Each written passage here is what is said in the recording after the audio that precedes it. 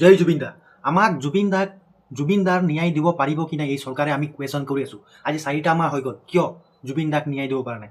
সেই দুখীকেইটাই জেলত বহি কিনে আৰামত খানা পিনা ভাত পানী খাই আৰামত শুই আছে, কিন্তু অসমবাসী ৰাইজে এতিয়াও অসমবাসী ৰাইজক সুখী কৰিব পৰা নাই এই চৰকাৰে, কিয়? জুবিন দাই যদি ন্যায় নাপায় আপোনালোকে কি কৰিব সেইটো মোক প্ৰথমত কুৱেশ্যন কৰি আছোঁ আপোনালোকক, ঠিক আছে? আপোনালোকক কুৱেশ্যন মই কৰি আছোঁ। আজি গোটেই অসমবাসীয়ে জুবিন দাৰ কাৰণে মাত মাতিছে, কিন্তু আমাৰ কথা গুৰুত্ব দিয়া নাই, আপোনালোকে ভালকৈ জানে, ঠিক আছে? যাক আমি বনাইছোঁ সেই মানুহকেইটাই আমাৰ কথাই নুশুনে, ঠিক আছে না? তা আপোনালোকে কি কৰিম বুলি ভাবি আছে? গোটেই অসমৰ ৰাইজটো ৰেডি হৈ আছে, আপোনালোকে কি কৰিম বুলি ভাবি আছে? কিছুমান মানুহ আছে জুবিন দাক এতিয়াও পাহৰি গৈছে, বাট এইটো হ'ব নিদিওঁ আমি, ঠিক আছে?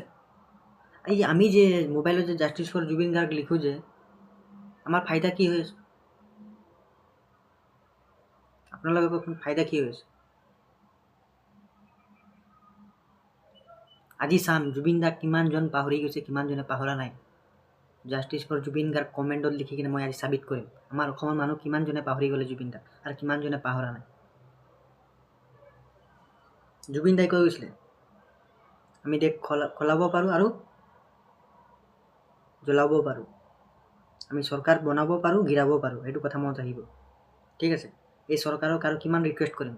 ৰিকুৱেষ্ট কৰি কৰিতো 4 মাহ হৈ গ'ল আজি, ঠিক আছে? দুখীকেইটা আৰামত জেলত গৈ কিনে ভাত পানী খাই কিনে আৰামত শুই আছে, কি হৈ আছে? আমাৰ একো হোৱা নাই, আমাৰ একো ফাইদা হোৱা নাই।